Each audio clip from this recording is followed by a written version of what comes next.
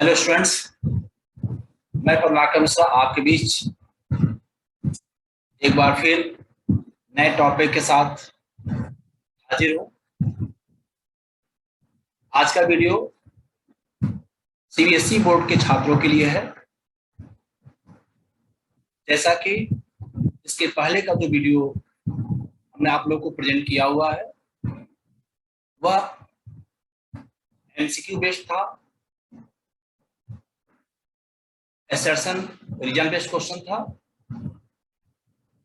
एक और फॉर्मेट है केस बेस्ड क्वेश्चन। आज का वीडियो केस स्टडी पे आधारित है। आपको इसमें हम बताएंगे केस स्टडी के क्वेश्चन को कैसे सॉल्व किया जाता है। जैसा कि स्टूडेंट्स बार बार पूछ रहे हैं कि जो सैंपल पेपर आया सर, उसमें तो जो क्वेश्चन दिया हुआ है, जो पैराग्राफ है, उसमें तो आंसर नहीं मिल रहा। अपने भ्रम को बेटा आप दूर कर लीजिए। ये जरूर नहीं कि जो पैराग्राफ दिया उसमें उसका आंसर है, वह उस क्वेश्चन के आंसर को देने में हेल्प करता है, वो एक लिंक है। जो वह पैसेज दिया हुआ है, पैराग्राफ दिया हुआ है, वह उस क्वेश्चन के आंसर को हल करने के लिए एक क्लू होगा और आप उसका आंसर तभी दे पाएंगे जब उस टॉपिक से रिलेटेड जो चैप्टर है आपने उसको पढ़ा होगा, अच्छे से उसके कॉन्सेप्ट को समझा होगा, तब जाकर के उसके आंसर को आप दे पाएंगे। केस स्टडी में सबसे अच्छी बात ये होती है कि आंसर को हम लोग समझ सकते हैं कि ये कहां से है, किस चैप्टर से है, इसका क्लू मिल जाता है। जब क्लू मिल जाएगा बेटा तो आप आंसर दे लोगे। मैथमेटिक्स में, फिजिक्स में, केमिस्ट्री में, किसी भी सब्जेक्ट में देखो बेटा, पहले ये हम सोचते हैं कि इसका आंसर कहां से लिखना शुरू करें, उसका की पॉइंट क्या है। थोड़ा सा कोई आपको इशारा कर देता है, आप तुरंत आंसर समझ जाते हो, जबकि उसने बोला नहीं कि आंसर क्या है, लेकिन थोड़ा सा इशारा किया। तो ये जो केस स्टडी बेस्ड क्वेश्चन होता है, इसमें इशारा होता है और उस इशारे को आप समझ जाएंगे, आंसर आ जाएगा। इशारा कब समझेंगे? जब आपको वह चैप्टर अच्छे से तैयार होगा, जिससे रिलेटेड वह केस स्टडी होगा, आप आंसर दोगे। आज मैं वही चीज आप लोग को समझा रहा हूं। मैंने 2 केस स्टडी को लिया हुआ है और उसको मैं समझा रहा हूं आप लोग को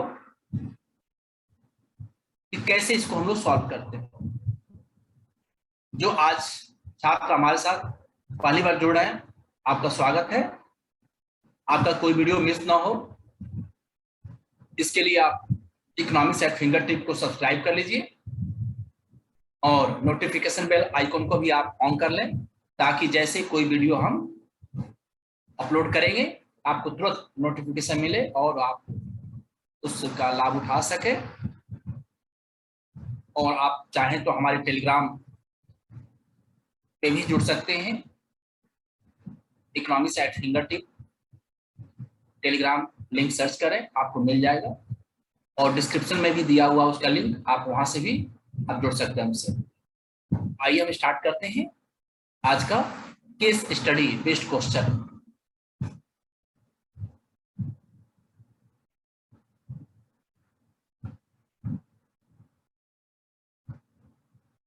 देखिए क्वेश्चन है, पहले पैराग्राफ को पढ़ना बेटा। 40 क्वेश्चन ऑलरेडी मैं आप लोग को समझा चुका हूं। तो ये जो पैराग्राफ है इसको आप पहले पढ़िए। In the second half of 19th century, both the direct administration of India by British Crown and the technological change ushered in by the Industrial Revolution had the effect of closely intervening the economies of India and Great Britain in terms of trade. Britishers, through their policy of tariff discrimination, ensured that they maintained monopoly control over India's foreign trade. Also, the British Raj invested heavily in infrastructure, including canals and irrigation system, in addition to railway, telegraphy, roads and ports. However, during the British Raj, India experienced some of the major health challenges like cholera, typhoid, tuberculosis, etc. The British colonization of India influenced Indian culture and social infrastructure noticeably. The most noticeable influence is the English language, which emerged as the administrative and lingua franca of India. इसका Hindi translation भी मैंने आप लोग के लिए present किया, इसको भी देख लें एक बार।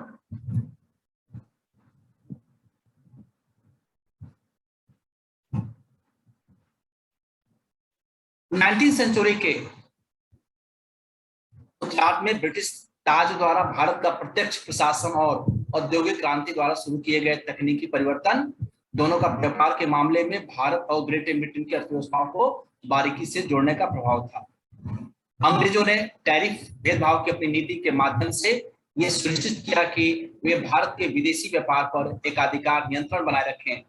साथ ही ब्रिटिश राज ने रेलवे, टेलीग्राफी, रोड्स और बर्तनों के अलावा नहरों, यहाँ जो बर्तन बेटा वो बर्तन नहीं बल्कि बंदरगाह है, बंदरगाहों के अलावा नहरों और सिंचाई प्रणालियों पर सहित बुनियादी ढांचे में भारी निवेश किया। हालांकि ब्रिटिश राज के दौरान भारत कुछ प्रमुख स्वास्थ्य चुनौतियों जैसे हैजा, टाइफाइड, ट्यूबरकुलोसिस को हिंदी में कहते तपेदिक आदि का अनुभव करता है। भारत के ब्रिटिश उपनिवेशीकरण कोलोनाइजेशन ने भारतीय संस्कृति और सामाजिक बुनियादी ढांचे को विशेष रूप से प्रभावित किया। सबसे अधिक ध्यान देने योग्य प्रभाव अंग्रेजी भाषा है, जो भारत की प्रशासनिक और भाषा के रूप में उभरी है। अभी आपको हिंदी उतना समझ में नहीं आया होगा, मुझे मालूम है, इंग्लिश देख लीजिए। इसमें ये in the second half of the 19th century both the direct administration of India by British Crown and technological change ushered in by the Industrial Revolution। आपको ये पैराग्राफ पढ़ने पे क्या लगा कि ब्रिटिशर्स ने इंडिया के ऊपर जो राज किया और किस रूप में था, किस किस तरह के चैलेंजेस को उन लोगों ने भी झेला है, उसके लिए क्या किया। अब क्वेश्चन जब आप देखेंगे तब पता चलेगा कि इससे क्या हुआ है। क्वेश्चन नंबर 141 का फर्स्ट है, which of the following appropriately define the tariff discrimination policy of the British government in India।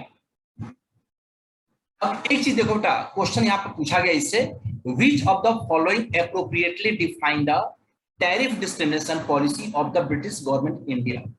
अब हम चलते जो पैराग्राफ उस पे, अब इस पे देखो बेटा क्या कर रहा, यहाँ पे कहां पे ऐसा लग रहा है, यहाँ लिखा ना कि Britishers through their policy of tariff discrimination ensured they maintain monopoly control over the India's foreign trade। यानी मोनोपोली कंट्रोल का मतलब क्या हुआ कि जैसे ब्रिटेन चाहेगा उस तरीके से हमारे ट्रेड को वह हैंडल करेगा, फॉरेन ट्रेड को हैंडल करेगा, ठीक है, यानी पूरा उसका कंट्रोल है। तो जब पूरा उसका कंट्रोल होगा तो क्या करेगा, अब ऑप्शन देखिए, tariff free export of India's handicraft. अभी हम लोगों ने पढ़ा भी था, आप वीडियो देखिए आपको पता चलेगा कि tariff free export of India handicraft, क्या कभी इंडियन हैंडीक्राफ्ट को ब्रिटिशर्स ने चाहा कि उसके साथ टैरिफ फ्री? नहीं, ये जो टैरिफ फ्री है बेटा, ये दूसरे कंट्री के साथ उन्होंने कहा नहीं, हैवी टैक्स चार्ज किया बेटा। जो एक्सपोर्ट ड्यूटी था वह ज्यादा था, जो एक्सपोर्ट ड्यूटी था वह क्या था, वह हाई था। क्या था? हाई। और यहां लिखा टैरिफ फ्री। जब ब्रिटिशर्स ने एक्सपोर्ट ड्यूटी को बढ़ा दिया हैंडीक्राफ्ट, इंडियन हैंडीक्राफ्ट के लिए, तो हमारा जो इंडियन हैंडीक्राफ्ट था दूसरे कंट्री में क्या हो गया, वह कॉस्टली हो गया, महंगा हो गया। इसलिए दूसरे कंट्री में हमारा ये हैंडीक्राफ्ट प्रोडक्ट सक्सेस नहीं हुआ, वह फेल कर गया, यानी कि यहाँ पे ये गलत हो गया। क्योंकि ये किसकी बात हो रही है, ये ब्रिटिश गवर्नमेंट की बात हो रही है कि ब्रिटिश गवर्नमेंट ने किस तरीके से टैरिफ डिस्क्रिप्शन की पॉलिसी को अडॉप्ट किया था। ब्रिटिशर्स का क्या पर्पस था? ब्रिटिशर्स तो ये चाहते थे कि इंडिया से रॉ मटेरियल ले चलो, इंडिया के इंडस्ट्री को डिस्ट्रॉय करो और ब्रिटेन की इंडस्ट्री को प्रमोट करो। तो tariff free export of raw material जो ब्रिटिशर्स की पॉलिसी थी, वो ये थी कि इंडिया से जो रॉ मटेरियल है, जो प्राइमरी प्रोडक्ट है, जो ब्रिटेन की इंडस्ट्री के लिए जरूरी है, जो इंडिया एक्सपोर्ट करेगा ब्रिटेन को, उस पर कोई भी टैरिफ चार्ज नहीं होगा। Tariff free export of raw material to Britain ये था। इसलिए ब्रिटेन की इंडस्ट्री बेटा ग्रो कर रही थी, यानी ऑप्शन बी तो सही हो गया। यहीं पे दूसरे कंट्री के लिए इंडियन हैंडीक्राफ्ट इंडस्ट्री बेटा क्या हो गया, गलत हो गया, क्योंकि वो महंगा होगा। Tariff free import of finish goods, जो ब्रिटेन से हम फिनिश गुड्स ले रहे थे उस पर भी कोई टैरिफ, जो इंपोर्ट ड्यूटी था, चार्ज नहीं हो रहा। जब इंपोर्ट ड्यूटी चार्ज नहीं होगा तो जो ब्रिटेन में सामान बना होगा वो इंडिया के मार्केट में सस्ता हो जाएगा।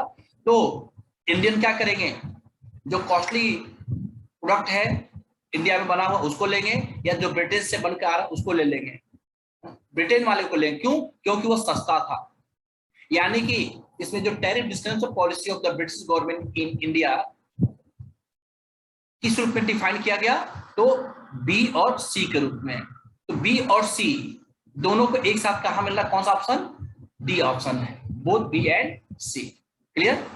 अब आप ये देखिए, इस क्वेश्चन को पढ़ने के बाद एग्जैक्ट आंसर आपको नहीं मिला, कहीं ये नहीं करा हैंडीक्राफ्ट के लिए, या आपको वहां पे हिंट कर दिया। अब उस हिंट को आप समझिए और तब समझेंगे जब आपने उस चैप्टर को अच्छे से पढ़ा होगा।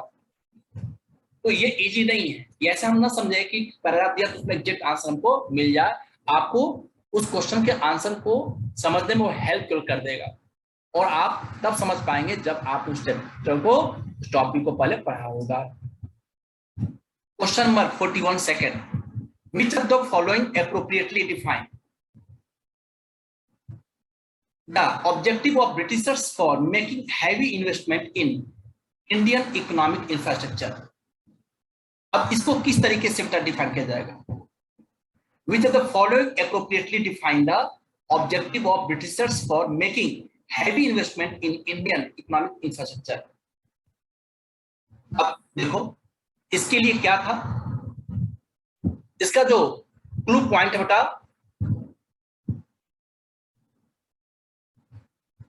मैं आपको दिखा रहा हूं। Also, the British Raj invested heavily infrastructure, including canals and irrigation system, in addition to railway, telegraphy, roads and ports. ठीक है? आपको अब यहाँ इसका आंसर मिलेगा। अब इसको आपने यहाँ देख लिया। अब चलिए क्वेश्चन पे, उस ऑप्शन क्या कह रहा, They wanted to make India a developed colony of Britain. क्या ऐसा वो चाह रहा था? क्या ऐसा कोई ऑब्जेक्टिव था ब्रिटिशर्स का? नहीं, ऐसा कोई भी उनका पर्पज नहीं था। They wanted to bring India on the path of growth and development. यदि ऐसा हो जाता तो फिर ब्रिटेन का मतलब क्या रहता? उनका तो ये पर्पज था, इंडिया का जो ग्रोथ हो रहा था, जो जिसके लिए इंडिया जाना जाता था पूरे विश्व में हैंडीक्राफ्ट इंडस्ट्री के लिए, उसको बर्बाद किए, उसको तहस नहस कर दिया बेटा। तो वह ग्रोथ एंड डेवलपमेंट की बात कहाँ करेंगे? ये भी हो गया गलत। They wanted to strengthen their administrative control over India. वो ये चाहते थे कि पूरे भारत में हमारा क्या हो जाए, एडमिनिस्ट्रेटिव कंट्रोल हो जाए, हमारे अधीन रहे इंडिया। ये उनका पर्पस था और उसको करने में सफल भी हुए। नन ऑफ दिस तो होगा नहीं। ये क्या हो गया बेटा? C correct answer. अब समझ में आया?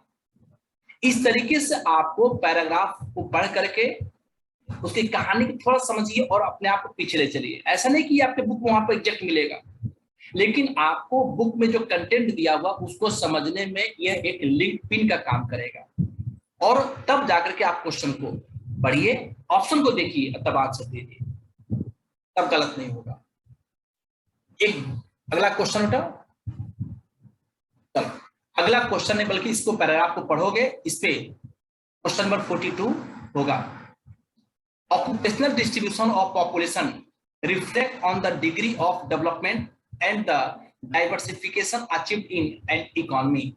Since the turn of the present century, the occupational structure in India was titled toward the primary sector. Over the last 80 years, the proportion of working force engaged in primary occupations remained very steady, that is around 70%, and that in secondary and tertiary sector was ranging between 28 to 30%.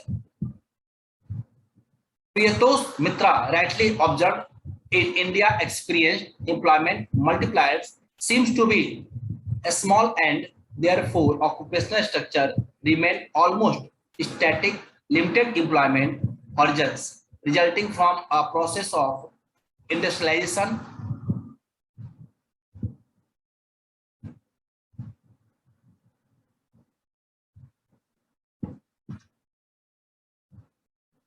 devoid of built-in technological process effect, strengthen the hold of production techniques with built-in underemployment. अब आप इसमें एक चीज ध्यान देंगे बेटा,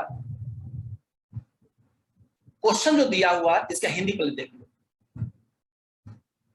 जनसंख्या का व्यवसायीकरण, व्यवसायिक वितरण एक अर्थव्यवस्था में विकास की डिग्री और प्राप्त विविधीकरण को दर्शाता है। वर्तमान शताब्दी सेंचुरी के मोड़ के बाद से भारत में व्यवसायिक संरचना प्राथमिक क्षेत्र की ओर झुकी हुई थी, यानी एग्रीकल्चर सेक्टर के लिए।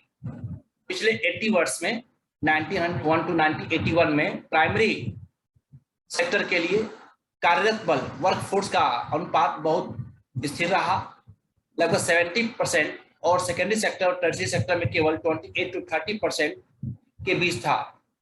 प्रियतोष मित्रा ने ठीक ही कहा था कि भारतीय अनुभव में रोजगार गुणक छोटा लगता है और इसलिए व्यवसायिक संरचना में लगभग स्थिर बनी हुई है। सीमित रोजगार, क्षितिज, अंतर्निहित तकनीकी प्रक्रिया के प्रभावों से रहित औद्योगिकरण की प्रक्रिया के परिणाम स्वरूप उत्पादन तकनीकों की पकड़ को मजबूत करता है और अंतर्निहित रोजगार के साथ। अब क्वेश्चन देखते हैं, तब समझ आएगा। Greater dependence on agriculture employ, देखो क्या लिखा,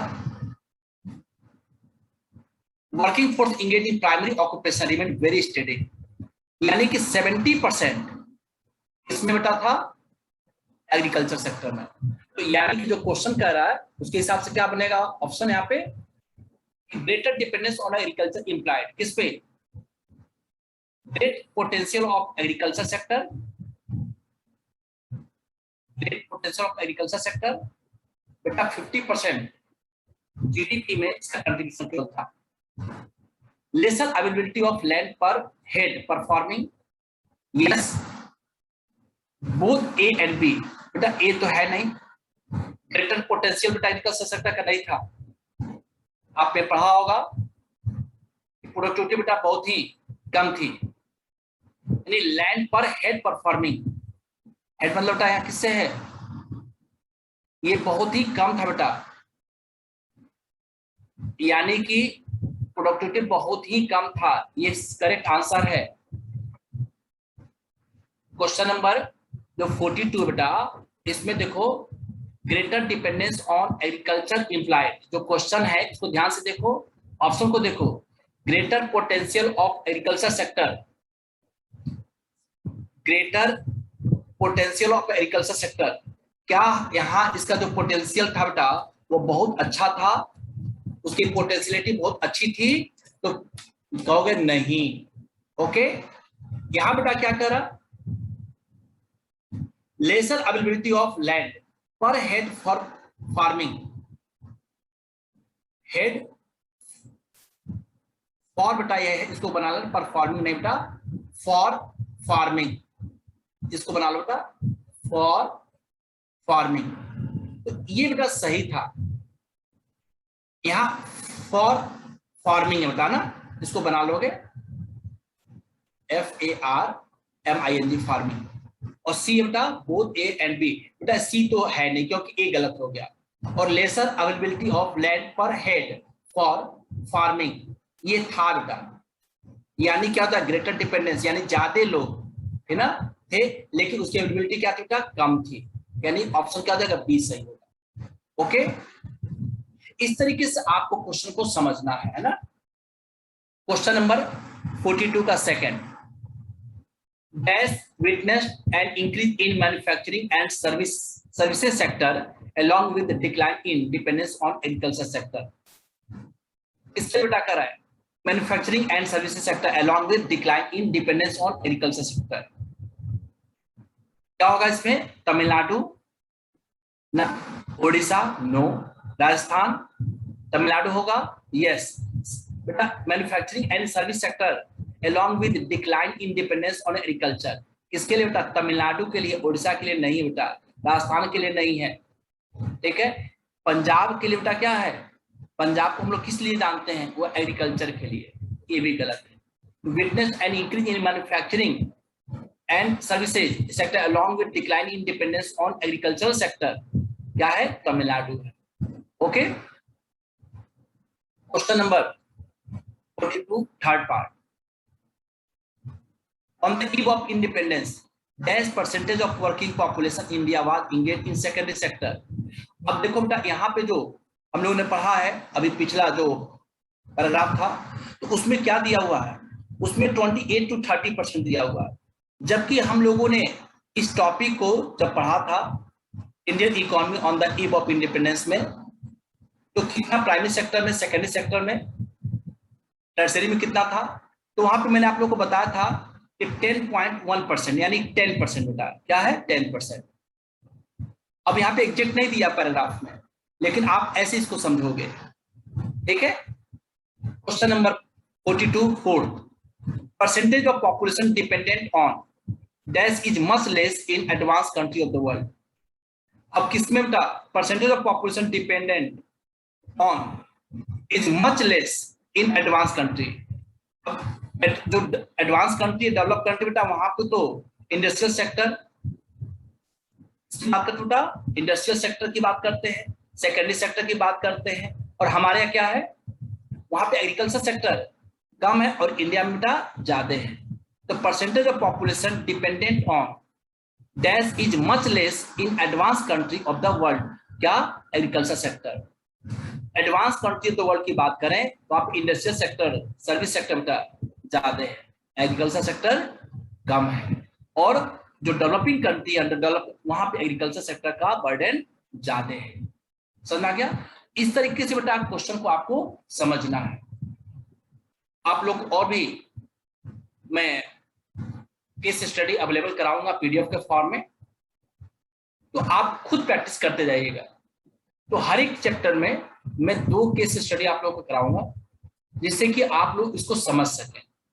कोई डाउट हो आप हमसे पूछ सकते हैं, कमेंट बॉक्स में आप जाएंगे, आप वहां पे पूछिए कि सर ये प्रॉब्लम है, मैं आपका आंसर दूंगा।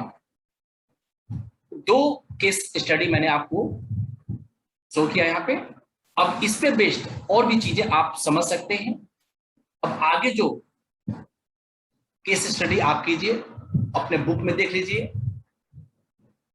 आप तभी उस चीज को सॉल्व कर पाएंगे बेटा जब आपको वो पूरा का पूरा कॉन्सेप्ट मालूम हो।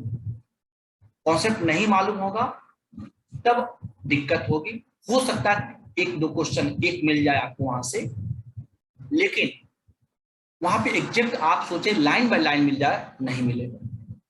आपको पिछले टॉपिक को वह लिंक कराता है, यहाँ पे एक आपको इशारा करता है कि ये जो टॉपिक है आपने यहाँ पढ़ा होगा, पॉवर्टी का होगा तो वहां से आपको मिल जाएगा, रूरल डेवलपमेंट होगा वहां हो जाएगा, जो भी होगा आपको वहां से समझ में आ जाएगा।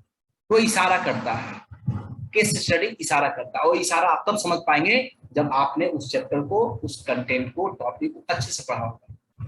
ठीक है, आपको कुछ राहत मिला होगा। केस स्टडी से जो आपको एक फोबिया है, उस फोबिया को दूर कीजिए आप लोग।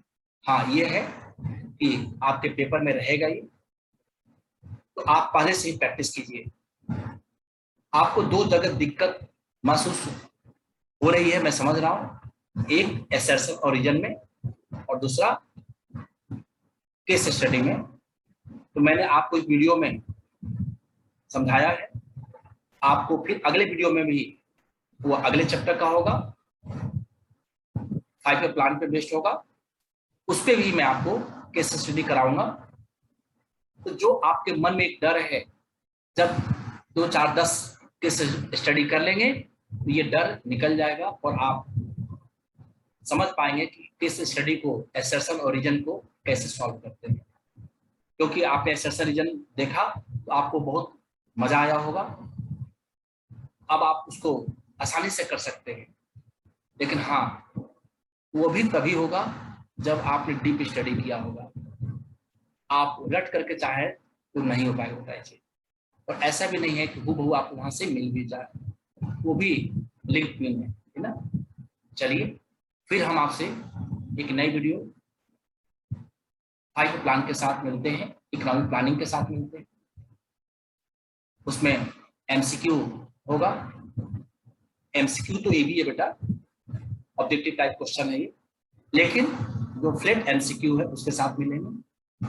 आप ध्यान रखिए, अपने तैयारी को इसी जोश के साथ, इसी जुनून के साथ जारी रखिए, और अपने दोस्तों को भी अपने साथ जोड़िए। इकोनॉमिक्स एट फिंगर टिप के साथ जुड़ो। जो मैं आप लोगों को एक्सप्लेन कर रहा हूँ टॉपिक, अपने दोस्तों के साथ डिस्कस कीजिए, और जो भी दिक्कतें आती है हमारे साथ शेयर करिए, साझा कीजिए। मैं आपकी समस्या को दूर करने के लिए बैठा हूँ। Thank you.